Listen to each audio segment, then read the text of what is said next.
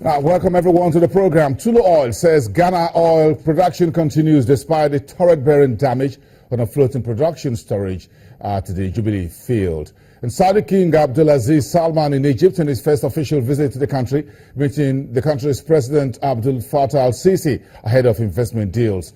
Plus, Germany's trade surplus widens unexpectedly in February, supported by solid export gains. Thank you, everyone, for joining us on the program. Let's get started. Now, the Federal Reserve Chairman, Janet Yellen, says the U.S. economy is on a solid course and still on track to warrant further interest rate hikes. Ms. Yellen was speaking on a panel with former chiefs of the Fed, including Ben Bernanke, Paul Volcker, and Alan Greenspan. She says the labor market was close to full strength and that inflation was currently held back by temporary factors. We wouldn't describe this as a bubble economy. We have relatively weak global growth, but the U.S. economy has been doing well, and domestic strength has been propelling us forward in spite of the fact that we're suffering a drag from the global economy. We have continued to see good job performance, some evidence of inflation moving up. So that was our expectation when we raised rates in December. We indicated that we thought the path of rate increases would be gradual, and that remains our best guess and expectation, that if the economy continues on the path it's on of recovery, that further rate increases will be justified, but for a variety of reasons, particularly a set of headwinds that are the legacy of the financial crisis that we suffered, and weak global growth and the strong dollar that has gone with that, the level of rates that it's sometimes called the neutral rate, a level of short-term rates that would neither be particularly stimulating the economy or holding it back, that level of neutral rates is quite low. And so, yes, there's accommodation in the monetary policy that we have, but we think a gradual path of rate increases will be appropriate and stand ready to adjust what we do depending on how our views of the economy evolve. So I think we remain on a reasonable path, and I don't think that December was a mistake. Stepping into Europe with more economic news, the region's largest economy, Germany's reported trade surplus widening unexpectedly on Friday thanks to solid export gains. Data released today from the Federal Statistics Office show that the trade surplus adjusted for seasonal swings and calendar effects widened to 19.8 billion euros in February, down from a revised 18.7 billion euros in January this year. Economists polled by the Wall Street Journal had forecast a surplus of 18 billion euros. Germany's total exports increased 1.3% from the previous month in adjusted terms, while imports grew just 0.4%. Germany's current account balance, a broad measure of the economy's international financial position, showed a surplus of 20 billion euros in February on a non-adjusted basis, but well above economists' forecast of 16.4 billion euros. And that was just one of the raft of economic data out today from France, Germany, and as well as Turkey and a few others, including Spain.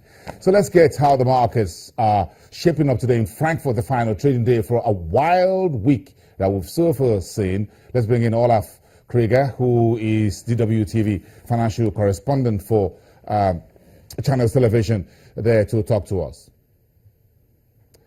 Good afternoon, Olaf. It's good to see you. It's been a week together on the program, so let's wrap up the week with this very positive, surprising trade surplus data from Germany, where you are. What was responsible for this growth, and can we expect, or do you think this is a trajectory that will continue?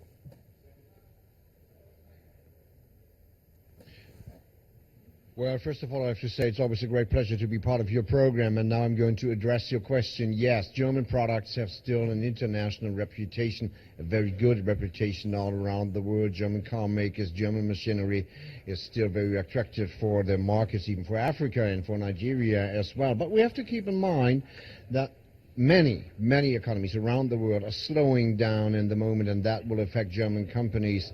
Of course, I don't think it's another alternative to create new markets to look where can we buy our products. But in the moment, German companies are quite confident that they can continue with their cars, with their machinery around the world. If you put the German data today side by side with the Bank of France, the central bank there raising its first quarter growth forecast to 0.4%. Turkey says industrial output beat expectations, but not so much positive numbers from the manufacturing, whatever side from France.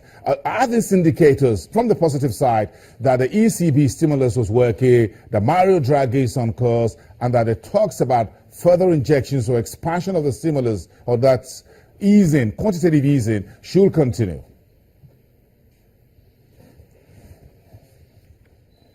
Well, I think the European Central Bank is still in charge with that, just to provide the economy with more money, with more stimulus, with more easing, as well as the U.S. Federal Reserve, because there are a lot of problems in different economies. And as we heard, even in the U.S., the economy development is not that strong, and even the dollar is pretty strong right now. So I think sooner or later the ECB as well as the Federal Reserve has to take some action, but it's also quite clear that sooner or later the interest rate has to raise, because we are on the traditional low on both sides of the Atlantic, in Europe and in the US, and this can not last forever, that much is for sure. So finally, the ECB is still in charge to stable the economy in the Eurozone, that much is for sure.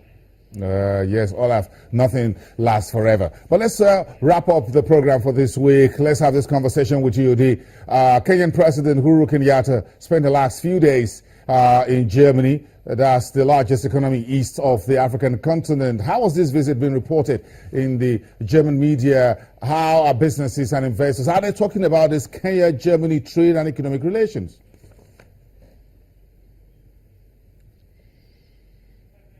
Well, that was a very interesting visit, and which was very closely looked by German media, not only by German media, also by European media. And German Chancellor Angela Merkel promised to give some support and to help, for example, fight terrorism, but also to create more infrastructure and to assist in different things in the economy. So I think it was a very interesting visit here in Germany, because they talked to each other. There was no final decision, no concrete decision to do business in particular in different sectors, but they talked to each other, and it was an interesting visit here in Germany.